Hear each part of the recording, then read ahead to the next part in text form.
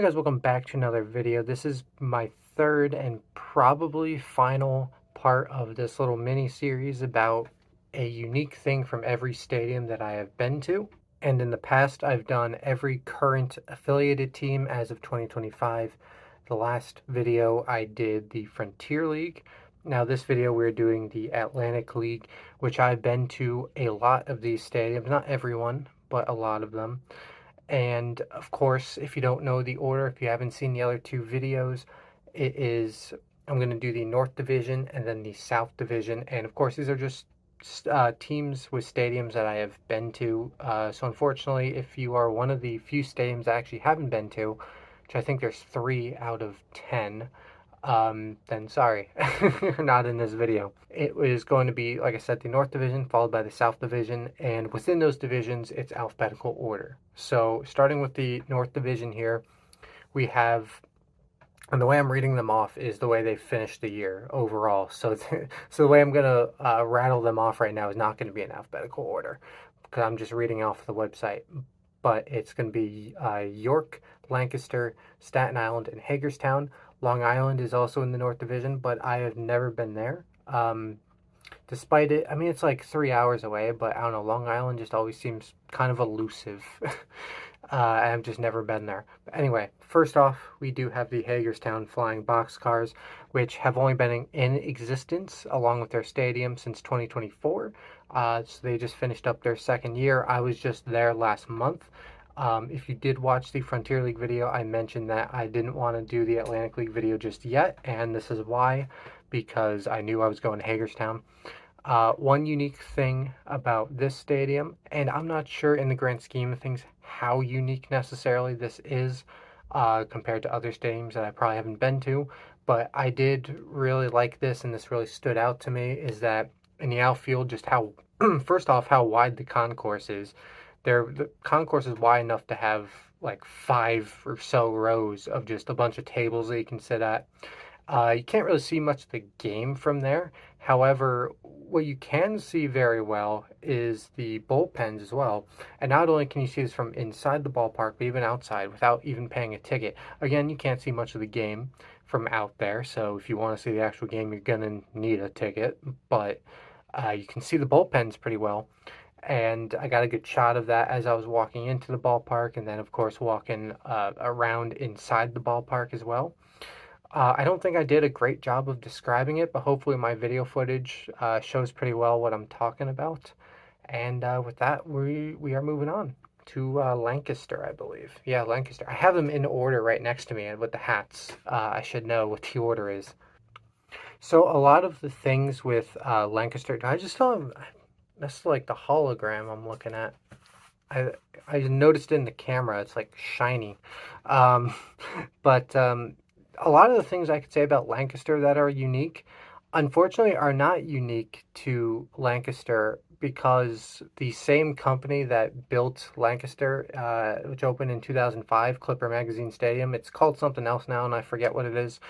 Um, they also built York a few years later, and that included a lot of the features. So a lot of what to me makes Lancaster unique, like the way the seating bowl is, where at the end it kind of just curves in. So you can be in that last section and you're still like directly facing home plate. There's like a nice path in the outfield, and it almost feels like you're in a park almost, if that makes sense. It's like little thin pavement walkways, and then you have the grassy berm, there's benches and stuff. It feels very park-like. All of those are pretty unique to me. However, because the people who built this are the same people who built York, which is also not that far away, distance-wise from Lancaster, they feature a lot of the same things. So that makes it not really unique anymore. It makes it unique to those two stadiums, but not as a singular, I guess.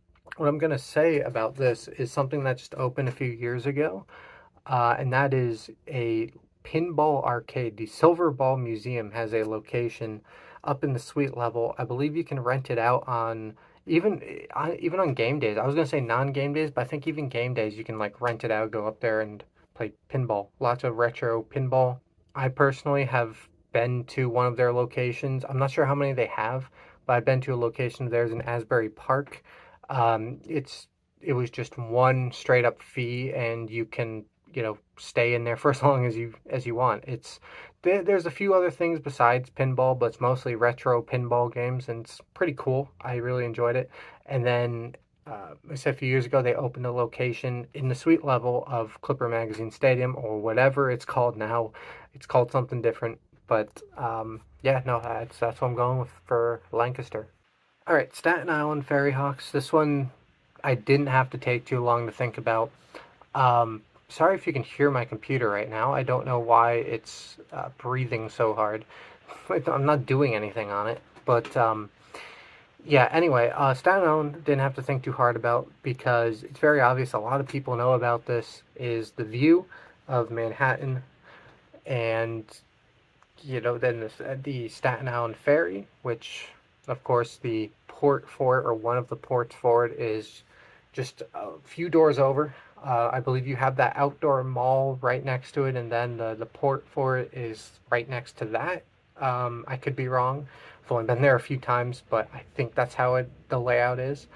But anyway, no, it's pretty self-explanatory. I mean, you walk in and you see skyline of Manhattan. I believe it's Bayonne, New Jersey, that you see over to the left. And I've even been there when there's a storm passing through and it's not raining at the ballpark. We're still playing, but all of a sudden the skyline from both Jersey and Manhattan just both completely disappear because it's pouring over there. So, yeah, that's Staten Island Ferry Hawks. All right, lastly in the North Division, we have the York Revolution. I was there for the second time this year for a doubleheader. And again, a lot of the features that make this unique, like the seating bowl, like the atmosphere of the outfield, are similar to Lancaster. I will say they also have one thing that I don't think Lancaster has that York does have. They have a whole, I don't know what to call it, carnival vibe out toward left center. Inflatable slides, carousels. A lot of that stuff there is actually permanent structures there. So I think that's really cool. But that's not what I'm going with. And I don't know. I might be breaking my own rules because I'm not sure how. Depending on who you ask, this may or may not be unique. But it's the giant green wall in left field. And the reason why I say this is unique, because obviously it was a copy of Boston, but what makes it unique enough to me is that it is 1 inch higher. 1 or 2, I forget, it's 1 or 2 inches. They just barely made it the tallest green monster in the country. Taller than Boston, taller than any of the replicas that the Boston affiliates have in Portland, Worcester, Greenville, wherever. And so York did it in obviously mid 2000s, 2007, 2008, whenever they first started. And that is, I believe, currently still the tallest green wall, tallest any left field wall in professional baseball to this day. All right, we are on to the South Division now. In the South Division, we have the High Point Rockers, Gastonia Ghost Peppers, and the Lexington Legends. The two teams in this division I've not been to is the Southern Maryland Blue Crabs and the Charleston Dirty Birds. Although I have been in the Charleston area, and I've been in like convenience stores, and they have like a cardboard cutout of the mascot. But that's not being at the stadium. And as you can see, I'm starting off with Gastonia. This is obviously when they're the Honey Hunters. I went there in 2023. After that year, they switched ownership because they were forced to. And with that came a rebrand to understandably distance themselves from that previous ownership. But yeah, when I was there, it was the Honey Hunters. And the team store was very limited, but I was still able to find a decent hat for somewhat cheap. Now, what I'm going to say about Gastonia, I said it's a little bit strange, especially with these independent parks, because yes, there's uniqueness to every single one of them, but at the same time, it is sometimes hard to pinpoint certain ones because it is very similar probably to other ballparks, even ones that I haven't been to. But the biggest uniqueness thing I can think of for Gastonia is in the outfield. They have, I don't know what you call it, but like where you have the counter and you have these high top metal chairs, And obviously, a lot of stadiums have that. But with this, I don't believe they're really selling them. And again, that's not necessarily unique in its own, but what I found unique and haven't really seen in any other stadium, and of course I could be wrong, there could be a stadium that I haven't been to that has done this better, but with Gastonia, I noticed from all the way from the foul pole, the right field foul pole, all the way down past straight center field is this entire line of what I just described, the metal counters with the high top metal chairs, and it is open to anyone just to sit down. The specific night I was there, I was basically the only one who sat there the whole time. There was maybe a couple other people like way down there that sat there for maybe like an inning or so, but really the outfield was dead. It was a weeknight. It's understandable. The team's reputation was going down the toilet at that time anyway, so it kind of made sense. But obviously, like I said, that reputation has been flipped because of new ownership. You know, they've kind of distanced themselves from all that. But anyway, yeah, that's what I'm going to go with. Like I said, I don't know how unique necessarily that is, but just the sheer amount of the free, just high top seats and the little counter in front of you. I did enjoy that. Okay, High Point Rockers was a little bit easier. Didn't have to think too much. Sort of like Staten Island, where I didn't have to think too much about it. It is the seats in the outfield, where it is actual old seats that are from major league stadiums. And so I think there was a couple college football in there too. I think there was an old seat from like Duke University's football stadium, but obviously they're mostly baseball stadiums. I think they're donated by High Point University, which you can see some of their buildings off in the distance from the stadium. And they had a lot. They had an old Wrigley Field. I'm gonna miss a lot of these because it's been 2 years, so I can't remember all of them. But there is definitely a Shea Stadium, an old Yankee Stadium, Tiger Stadium, um, Dodger Stadium, maybe. I don't remember. There's a lot more than what I just mentioned. But anyway, that was really cool. I believe they do sell them for like private parties. Although I will say the one day that I kind of walked around them and checked them out, it was a playoff game that was rescheduled.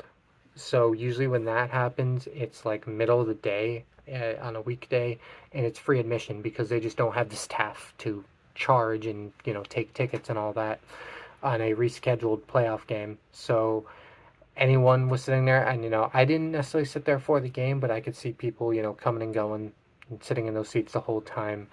And yeah, that's really cool. But again, if you do go there and you plan on sitting in those seats, I believe you do have to have some sort of private party.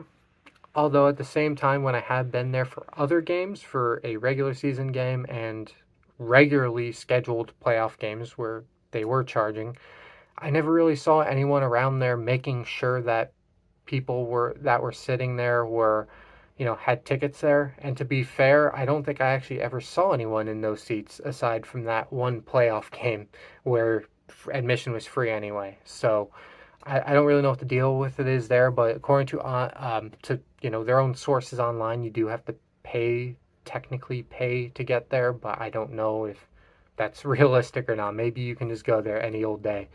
But anyway, that's unique. All the old seats that hopefully won't break on you. And yeah, we're on to the last one here. All right, the last one here is a Lexington Legends. I will say this one was a little bit difficult. And again, I'm not sure if it even really fits my actual criteria here. But it's one of the things I can think of. And keep in mind, just because I don't have a good answer for how unique something is doesn't make it a bad stadium. It can still be very good without being unique, without having a specific thing that makes it unique from every other stadium. Because, once one stadium has something that's unique and good, then everyone else will copy it and then it won't be unique anymore, but still good, So I just want to point that out. Just because I can't think of anything good doesn't make it bad. But with Lexington, really, the only thing I can think of, and this is, I think, just unique as far as Atlantic League. Obviously, there's other stadiums that have this kind of style, but the concourse, for the most part, is like behind the stands. Like you can't really, when you're on the main part of the concourse, you can't really see the game. It's just all behind concrete, and then you have to walk out, through these tunnels, and then there's the seating bowls. It does have a nice little walkway down the middle that separates the lower bowl from the upper bowl, and I do enjoy stadiums that have that as well. But yeah, no, I mean that's what I'm going with. It's not crazy, but it's different for sure. And yeah, that is it for me. Thanks so much for watching. I don't really think I have anything else I can add on to this little mini series, at least as far as baseball. Maybe as we get into the winter, maybe hockey season. There are other leagues that I have been to, but it's like one of the teams in that league, and that doesn't make sense to make a whole video on. Like, let's use an example, MLB Draft League. There's 6 teams. I've been to one of those. Actually, it would be 2 going into 2026, but I've already done Aberdeen for the affiliated video. So, it'd be 1 and then a repeat. And then I also what is it even called? Not Pioneer League. I've not been to Pioneer League. Prospects League in the Midwest. It's another collegiate league if you're not familiar with it.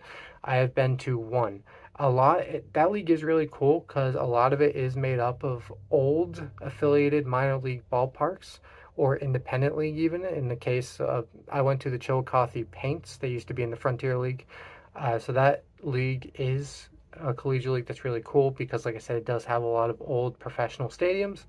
However, I've only been to a single one of them, so that would not make for a video necessarily. But anyway, 18 minutes is enough yapping.